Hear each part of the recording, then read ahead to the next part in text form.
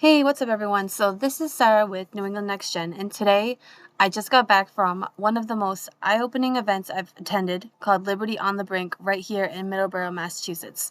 This wasn't just another political meetup, this was a full on educational deep dive into civil rights, government power, personal freedom, and what the future looks like for young people in our own state. We heard from activists, legislators, victims of mass gun laws, health freedom advocates, and civil rights organizers, each with a totally different experience, but with one message in common that if we don't stay informed or engaged and aware, then we can absolutely lose our rights without even noticing.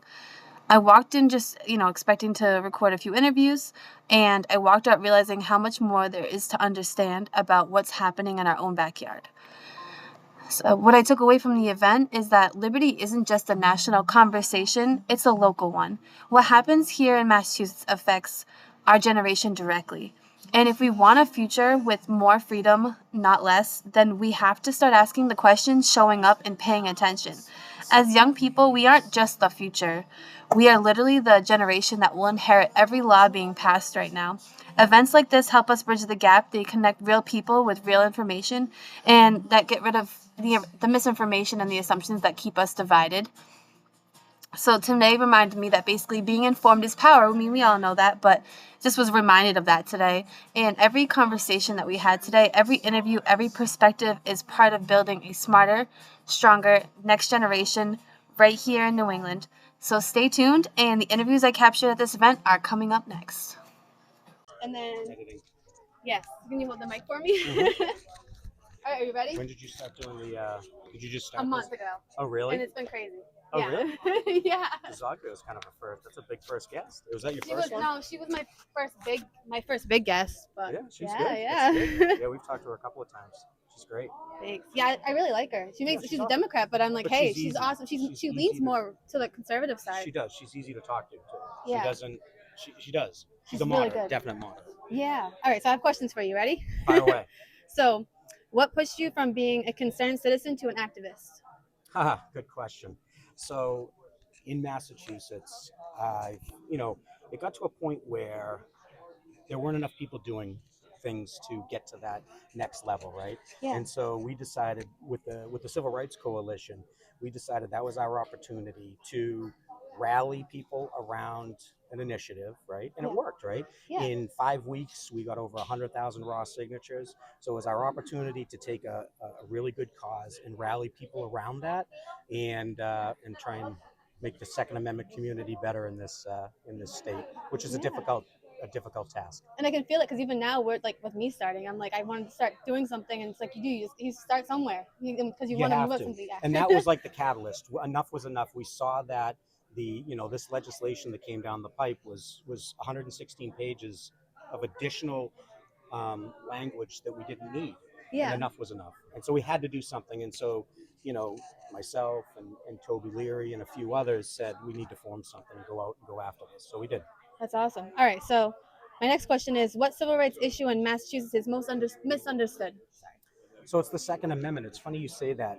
As soon as we went through this process, the first people that I reached out to after Mawhinney signed the emergency preamble after 71 days, the first group I reached out to was the ACLU, American Civil Liberties Union. Yeah, And what did they do for us? Nothing. it's And crazy. so, right on their front page of their website, they have all this information about the Bill of Rights lunches that they have, Yeah, except the Second Amendment, apparently. And so they wouldn't represent us. They wouldn't help us out. So that it's misunderstood, and it's one of the Second Amendment is one of your rights that you have to do so much just to use or utilize or to have, right? yeah, Licensing, and you have to request permission and things like that.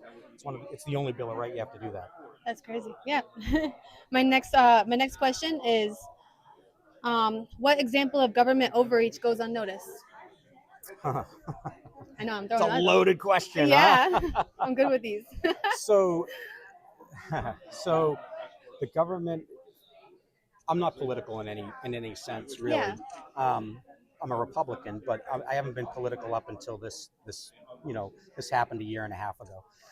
So being up at the state house and seeing how the state house works, seeing how the political parties work together, more people should see how that works, right? How that what goes on, Yeah. because we have a hyper majority in this state, and a hyper majority in either party, right? I mean, I would be okay with the Republicans, but really, it's not a great setup, Yeah. because when you have so many people controlling everything, right? Think about it. We have a hyper majority in the legislature, the attorney general, the governor, a lot of the district attorneys.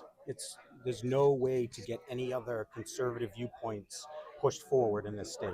Yeah, it's And hard. so it's very difficult, Yeah. and that's a challenge for us. And so that's not really answering the question completely, but the But the best, overreach yeah. is it's broad. Yeah. It's broad, and a simple visit to the state house would open up a lot of eyes.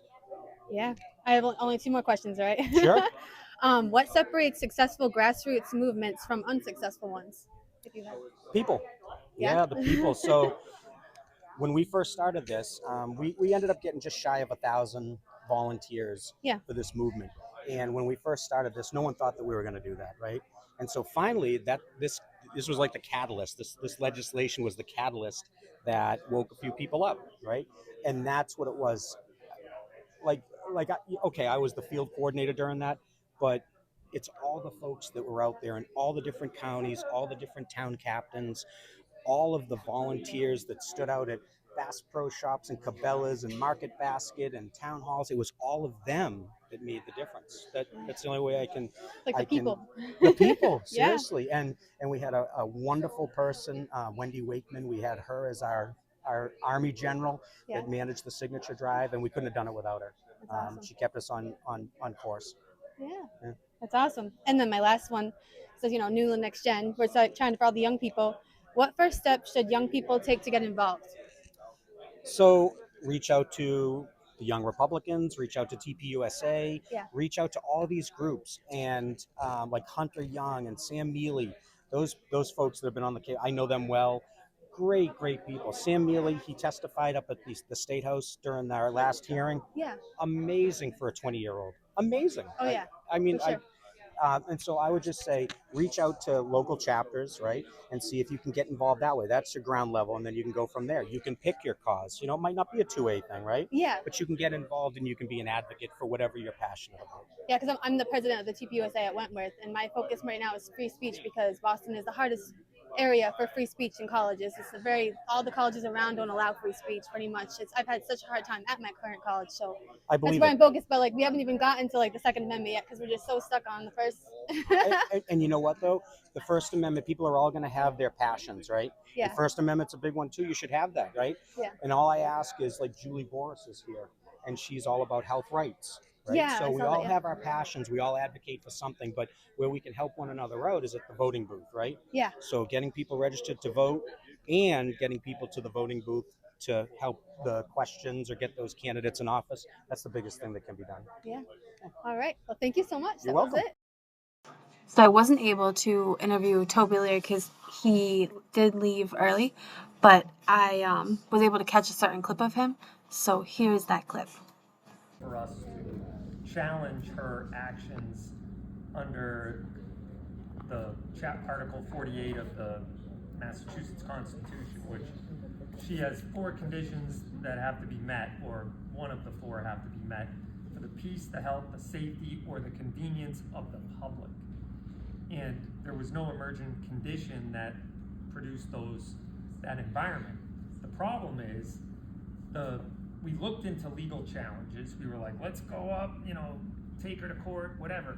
You can see how that's working out for Diana DeZoglio for the audit, right?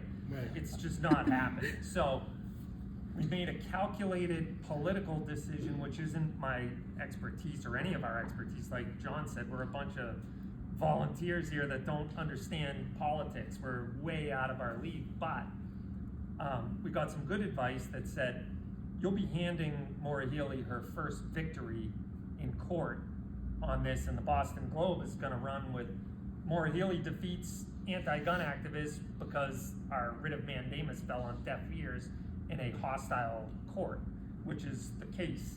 Massachusetts courts are extremely hostile to gun owners in this state. So, they would look at it like she's doing the Lord's work, trying to prevent guns from, being distributed on playgrounds and schools.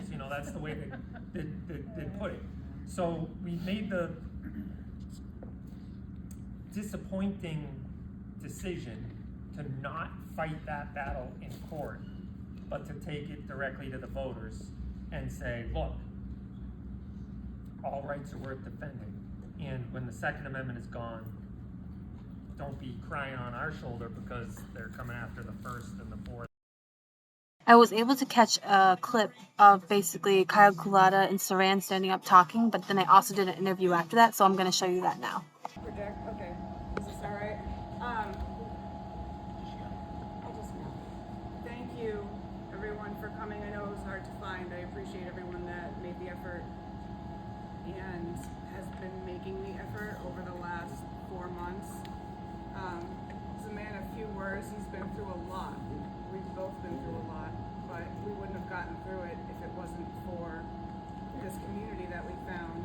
And it just shows what happens when they write these laws that they put no thought into how it affects their average citizen. I grew up in Central Mass, graduated in Wachusett. I have my entire family's here. And he didn't want to come back to Massachusetts. I mean, would you? What if you had Arizona or Massachusetts? I mean, come on. So it was love that brought you across the country, and then only a day after being here, they took him for no reason. He didn't do anything. You guys all know the story, I think.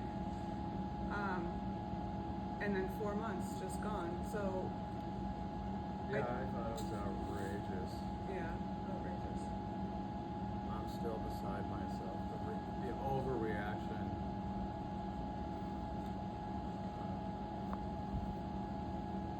I'm from America. I'm from Arizona. I didn't understand this stuff exists. I'd hear about it on the news or whatever, but I didn't understand all this. Yeah. Thank you for the proper welcome. Yeah, finally.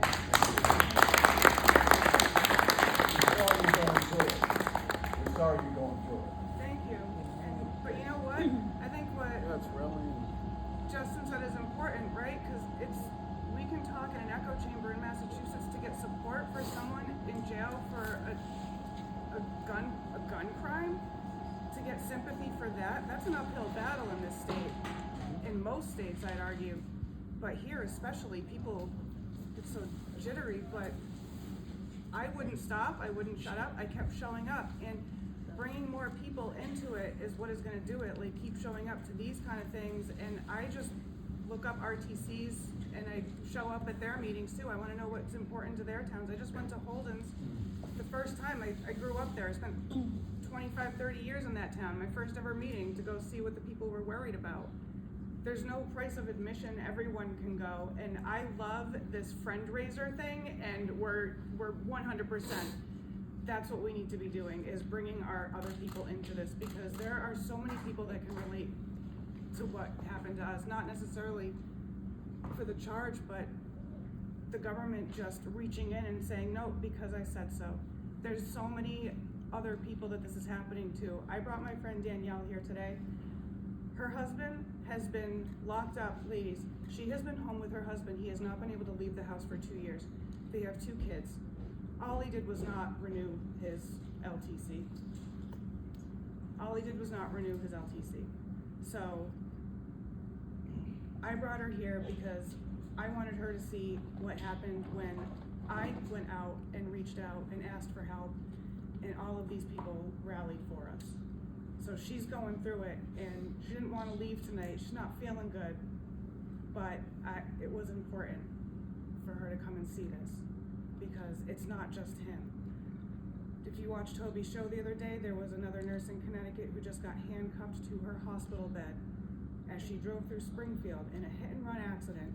They found her personal carry in her compartment console, and then went to the hospital and handcuffed her to her bed. Can you imagine the cognitive dissonance of the police officer that had to walk into that room and handcuff a woman to a hospital bed for having a gun in her center console? Can you imagine the programming? it's hard. So when he got locked up, we're thinking, how could we possibly, I mean, a week, okay, until we sort this out.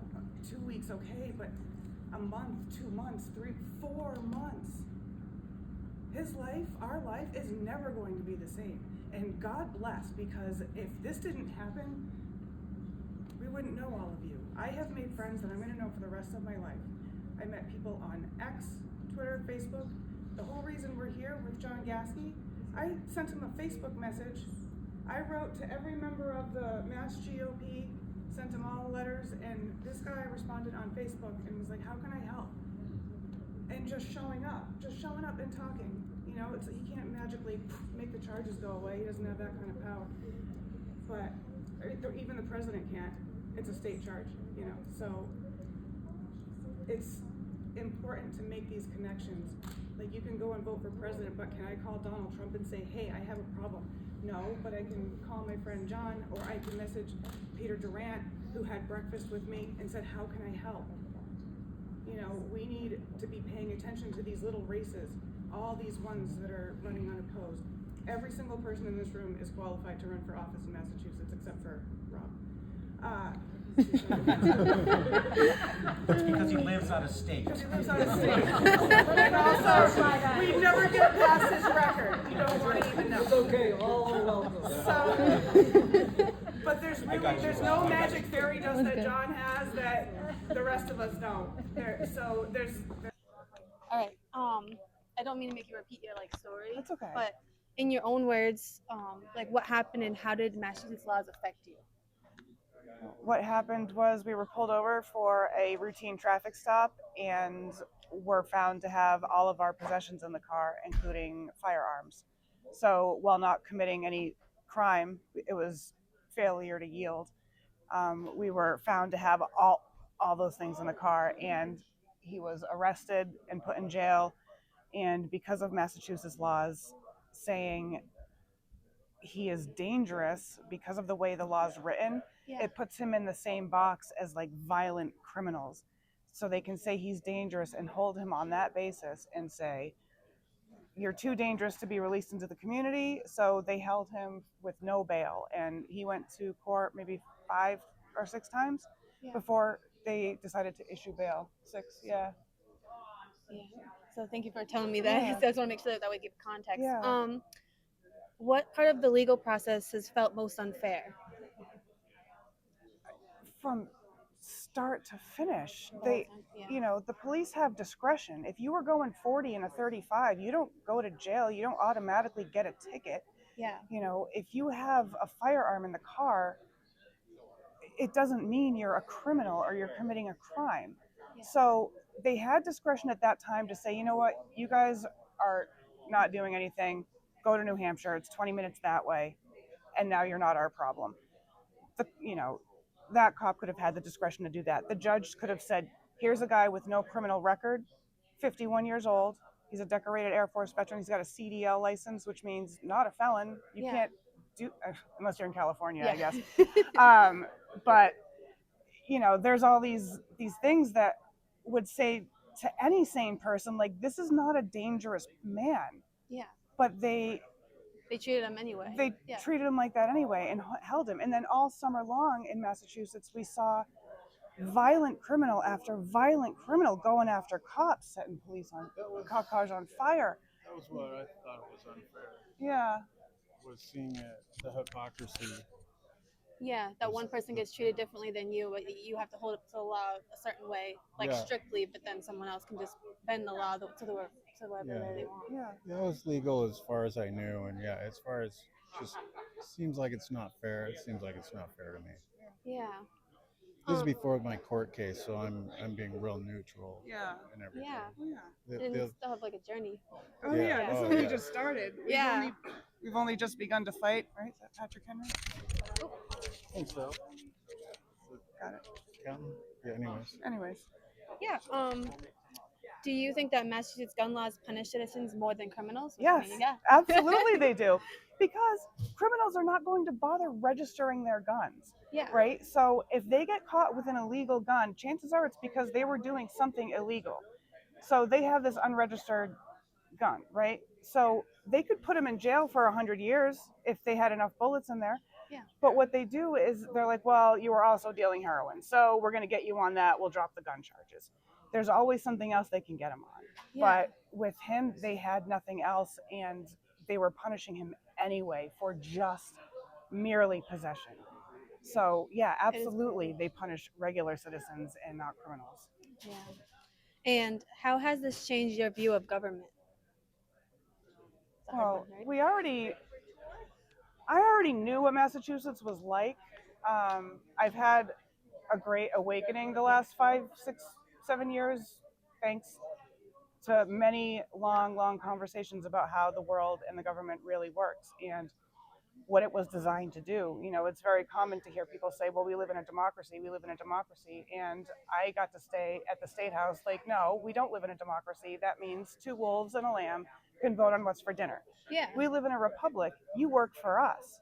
So now I'm seeing intimately how government works. Like the reason we're here is because I reached out to a state rep who's not even a rep in my district. And he said, let me help you.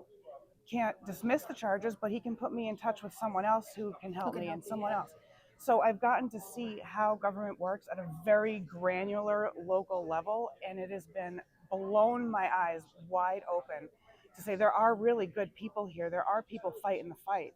Yeah. They exist in Massachusetts even. So don't let the overall color of the map fool you. Like it's blue, but there's a lot of patriots here. This is where it started. Yeah. The Boston Tea Party was over a 3% increase in taxes. Okay. Yeah. And if Massachusetts doesn't stop this, other blue states look to us to make their laws. Yeah. They say, what can they get away with in Massachusetts? Because they know we're just going hard after all the guns, right? They look to see what they can get away with, then they enact it in their own states and cities. So if we let this aggression stand, the rest fall like dominoes. Everyone can move to New Hampshire. It doesn't matter. Eventually, it'll get there. Yeah. it'll get there. Yeah. You know, I want my grandchildren, when I'm dead in the ground, I don't want them to be living in some communist housing being like, man, why didn't anyone stand up for us? Yeah. You know, it could have been so much better. The dream of America is the reason my grandparents got on a boat in 1920 instead of they sacrificed everything to get here to give us this instead of staying there and just owning nothing and being happy. Yeah. They made that decision.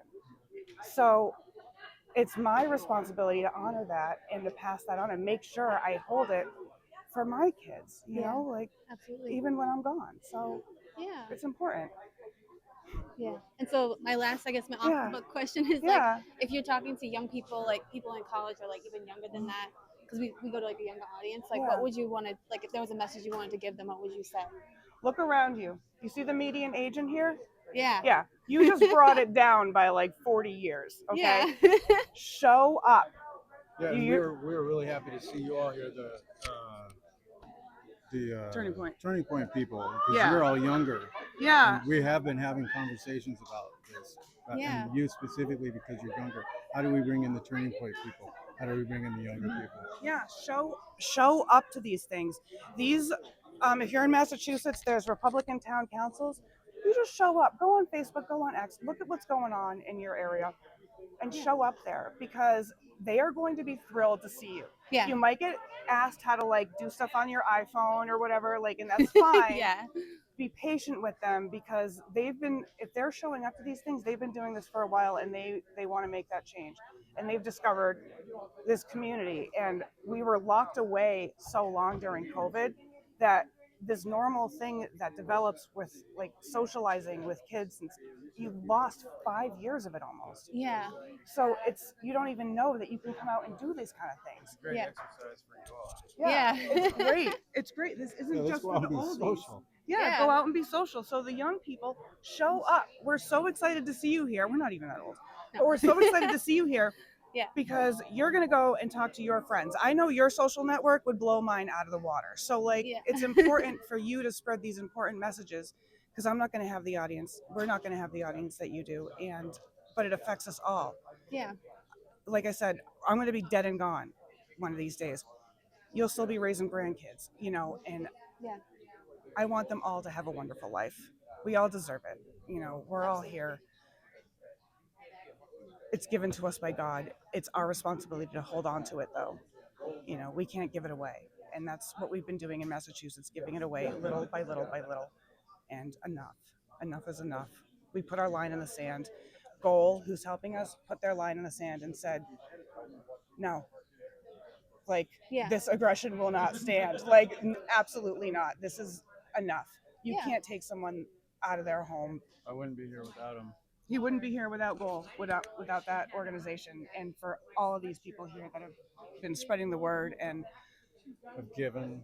have given money to the and given money, given their time and attention, their social media feeds. I have people that share my stuff every day. I post on X. Yeah, they spread the word, and that's why we're here. And it's a human face on something that people have a visceral reaction to when they hear about a gun charge. They react, but I'm trying to show them that's not always the case. And open your eyes. We're all Americans. We're all here together. So stick together. We can actually make a difference because we did. We did. It's proof. We did. So we can keep doing it. There's no reason we can't. So She assembled an army. I assembled an army. I went in there. I like to think that any woman in love would She told me just the cavalry was coming. would just get an army to get her man out when some crazy communist tries to take him away. Like Mawhinney. And about them, nothing against the people that were just doing their jobs and working. There are so many laws here. And one thing I've noticed about Massachusetts is the mindset when you're born here and you grow up here. Just like when I grew up in Arizona, totally different mindset where I had lots of freedoms, especially with. Especially with. I was commenting on the culture. The sergeant told me. He said, "Jesus Christ, are you that stupid?" That night, when I got arrested, and I didn't know how to answer. And right now, I would say I'm that free. But I would disagree with, like, why am I the stupid one? And if you talk to people here about licenses, people ask me, "Well, is it licensed? My gun? Yeah. What are you talking about? No, it's not licensed. Of course, it's not licensed. The Second Amendment. I'm from America. I'm from Arizona. This doesn't make sense."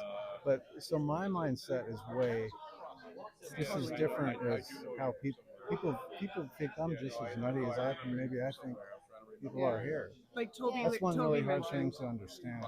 That I got to get that the mindsets are differently, and I'm having to bridge a huge gap here with this issue. Yeah. Well, thank you so much. Thank you so much for being here and for doing this. It's so wonderful. No problem. All right. Thank you behind the camera too. Looking good. Thank you. So the last two interviews I did was Julie with she was like a health rights activist, and then I had Carrie in on Claire, who is affiliated with the Gun Owners Action League. I have those two interviews coming up right now. I'm going to show you. I was going to ask Tobey Leary. I guess I could ask you those. Yeah. And then see whether you can answer them. Yeah, sure. Okay. You recording already? Okay. I'll guess I'll ask those questions. So, what is the biggest myth about legal gun ownership in Massachusetts? The biggest myth. Yeah, what do you think it is? Well, I would have to say that it's the lack of education, because there's a lot of people that think that the word gun is evil and they demonize the firearms. So, being part of the community as I am for the past 10 years, I get the opportunity to educate and advocate. And I think that's great. Unfortunately, when you go to the hearings or talk to some legislators, they don't listen because they don't want to understand the truth. So I think that's really one thing. Yeah. Trying to think. If you had to rewrite mass gun policy, what principle would guide it? Well, I would totally take it out of the books. Chapter 135 in general as a whole is egregious and unconstitutional. I would rather educate the public to the truth, as I mentioned, and let them realize that people own guns for many different reasons. It could be competition, protection, hunting, for example, there's so many different reasons to why to have a gun, why people want a gun. It's our constitutional right. So I don't believe in any of the laws. I do believe that law-abiding citizens that are in fact licensed to have a gun, we are the most vetted individuals in Massachusetts because we get background checked, we get fingerprinted, we go through a process. Oh yeah, absolutely, yeah. Yeah. So When do you want me to give you a shout? Hold on. Oh, Hold on, the we're in the interview though. recording. I'll clip it after. For the younger people, like, what do you think that they should know? Like, what's the most important thing they should know about, I guess, the Second Amendment? Like, why is it important, and what should they know about it? Well, it's also part of our heritage because if you think about 250 years ago in Lexington, that's where the shot was heard around the country. And 77 brave men, young and old, stood on that field and said, no more. You're not going to take that armory away from me. And it's part of their heritage. Yeah. They had firearms to protect themselves, to feed their families. And somehow between then and now, we lost that. Yeah. And we're fighting every day to protect those rights. And it's not just the Second Amendment, it's any rights. And if we don't protect that, everything else is going to chip away.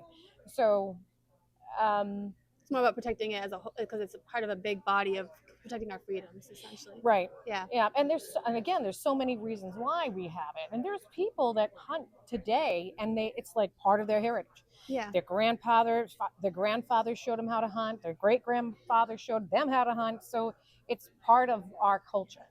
And I don't think people realize it's also very important to the conservation. And now we're going to have a big problem with that. So. Yeah. Well, thank you so much for answering the questions. Yeah, and I do want to say I really love the fact that you guys are here. I really do.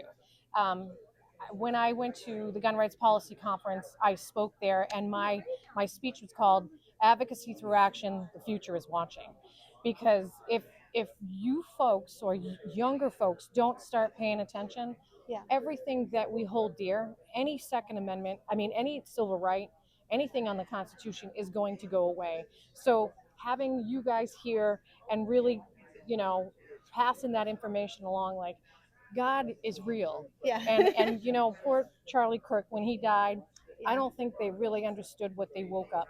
There was a lot of people that found God and found the truth. Yeah. And I just love the fact that you're here and listening to us and getting educated about the truth. So that means a lot to me. Well, it means us to me to know, like, to understand what the truth is, because social media wants to put everything out there that, I mean, might be the truth and we don't know. And it's so hard for them to go through the feed and figure out. There's no like algorithm to tell them what's truth and what's not true. Right. So it's kind of like our own generation has to tell each other, like, hey, by the way, that might be false, but here maybe we can tell you what's actually reality and show them the facts. But it's a lot of work. It's not easy. It is a lot of work, and that's why it's our job too to, it's my job. That's my mission too, is to educate the youth. Anybody that's willing to learn. I have teenagers. They know the truth. Anybody that's willing to learn, as far as the youth goes, it's so important because you're going to pass that forward. Because 250 years from now, we have to say we tried, we did it, and we're still fighting.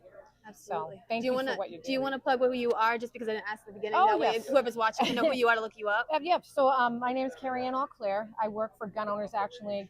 I'm the state director for Armed Women of America and Women for Gun Rights. I'm also on the board for the Second Amendment Institute. I say all these things. Why? Because I'm in it to win it. Oh, yeah. So, but I'm an instructor, and I am the outreach director for GOAL. So awesome. Thank you so much. Thank you so much. All right.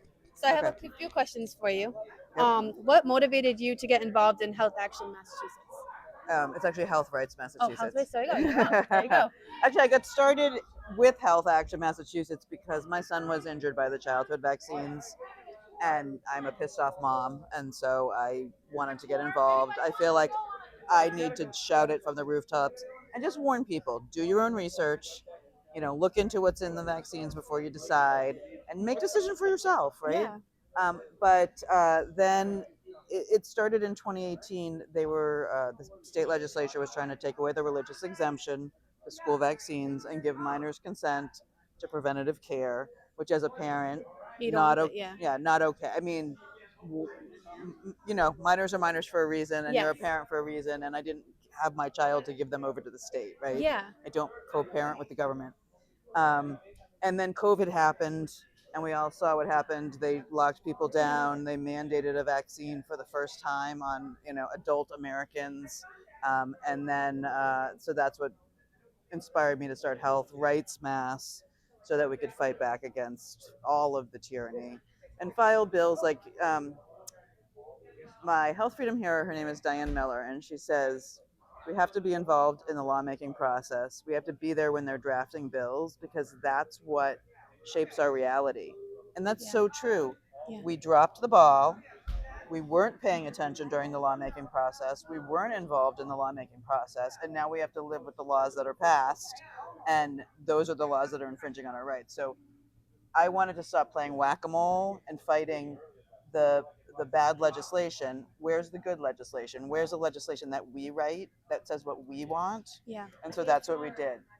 And we worked with John Gaskey to draft a bill that said no COVID-19 vaccine, mRNA vaccine, or gene-altering therapy as a condition of entry. So into school or work or for really anything to just be part of life, you shouldn't be forced into a medical product or procedure against your will. Yeah. Whether it's experimental or not, really. Whether it be a childhood vaccine or the COVID vaccine, it should be up to you. Yes. Thank you so much. Sorry. How would you define medical freedom practically? Practically? What do you mean by practically? I had the question. I'm trying to think. Like, I guess in the real world, Right. what would be medical freedom?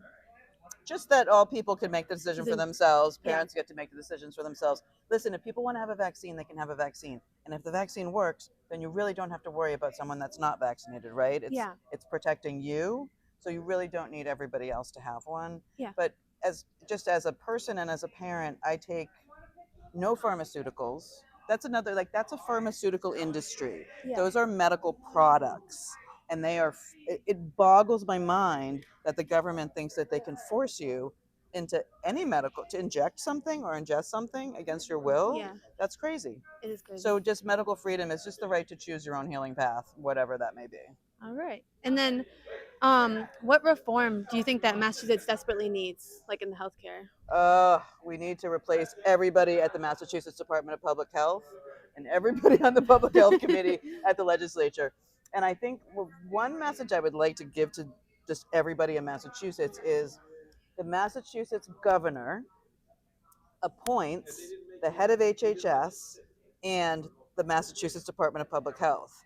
So if we had a governor that was aligned with, I will just call it MAHA, Make Americans Healthy Again, Robert F. Kennedy Jr., that kind of alignment, they could easily overnight replace those people, and that would solve a lot of the problems because then we could kind of all be in alignment and be working towards whatever it is that people, if they want safer vaccines, great, let's work towards those. But just healthier in general. Yeah.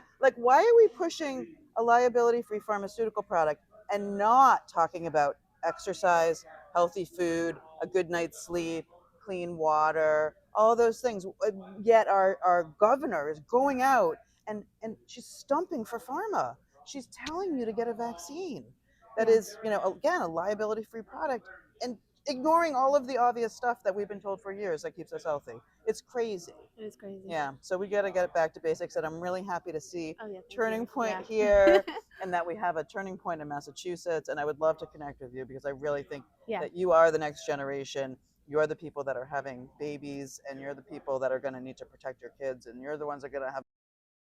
So the last thing I want to add at the end is I want to highlight one of the stories that was taken at the event. I recorded it, and it is someone that was at the event that came. I asked them to actually come and see if they could, join me for the event.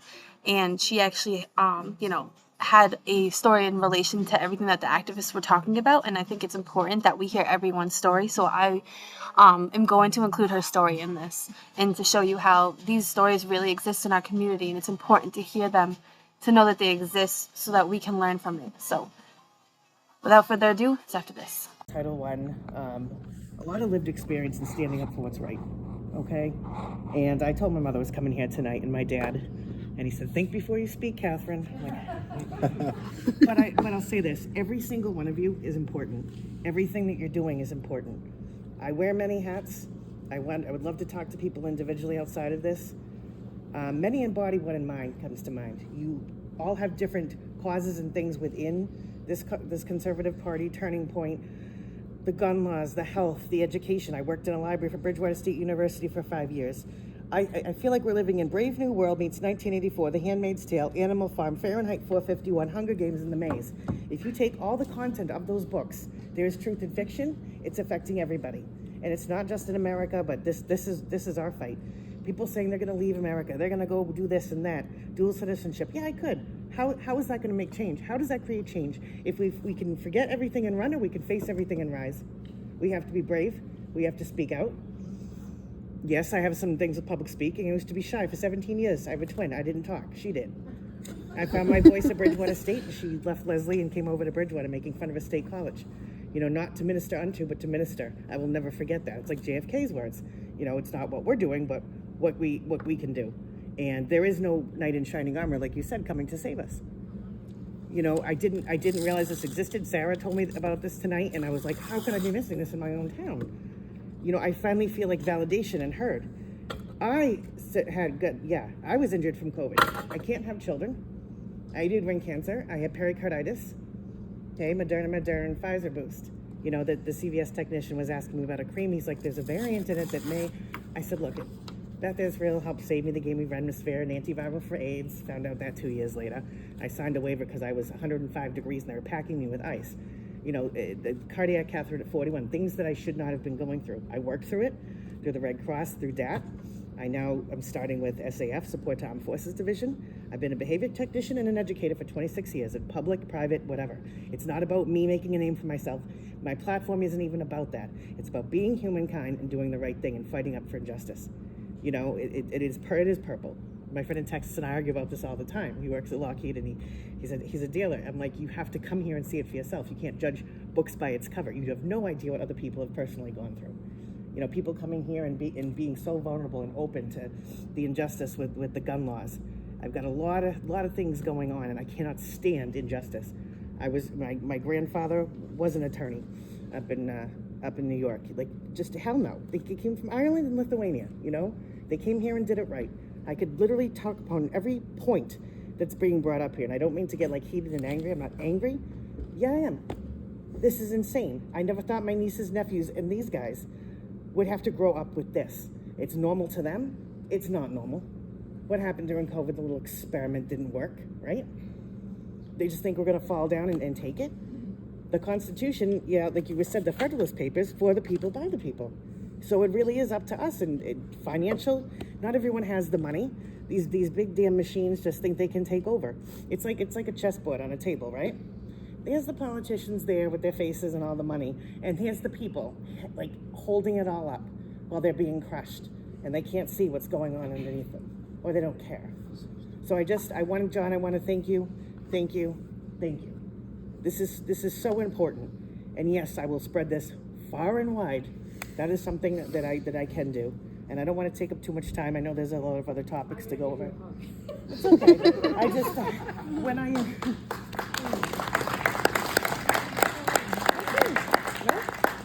No, things don't change unless you get comfortable enough to share. But when I saw that, I was like, what? There's been studies, there's been things. All right, guys. So you heard that was Catherine. And so I just want to go over, the last few points is that, freedom disappears when people stop paying attention. We need to hear these people's stories. We need to be listening more. Today was a reminder that our generation has the responsibility to defend the values that make this country strong. And that starts with being informed. So like going to these meetings. And so I'll be going to a lot more as I can fit them in my schedule. But feel free to reach out to me if you have any questions about anything of the activists that were there, or questions for them. It was more about the Second Amendment and more of the laws, which we haven't really covered on the podcast. So I thought it was important for me to be informed myself. So without further ado, we will work on that. I will make more videos on understanding more about the Second Amendment. But for now, this was a very long video. It was about 40 minutes. So I'm sure this is pretty long for us to usually be having.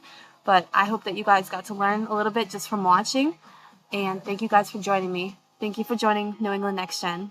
Bye, guys.